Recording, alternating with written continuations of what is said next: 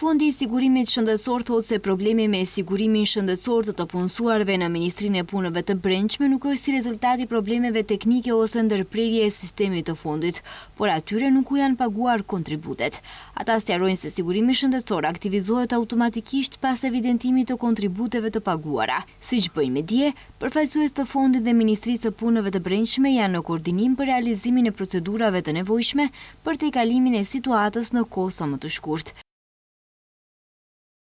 Sipas të dhënave të regjistruara në sistem, në Ministrinë e Brendshme janë regjistruar punonjës që janë rikthyer në punë bazuar në vendime gjyqësore. Për disa nga këta individ, pagesa e duhur e kontributeve të sigurimit shëndetësor për periudhën për të cilën janë regjistruar aktualisht nuk është evidentuar.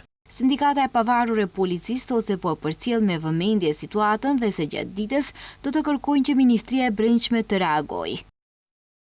Ne vlerësojmë se situata të tilla janë të papranueshme dhe nuk duhet të përsëriten në Fondin e Sigurimit Shëndetësor dhe Pensional, veçanërisht kur bëhet fjalë për sigurimin shëndetësor për zyrtarët policor. Mediat raportuan se prej dje të gjithë të punësuarit në MPB nuk kanë sigurim shëndetësor, janë kthyer nga kimioterapia, nga procedura diagnostikuese, laboratorët me sqarim që duhet të paguajnë privat ose të presin që situata të rregullohet.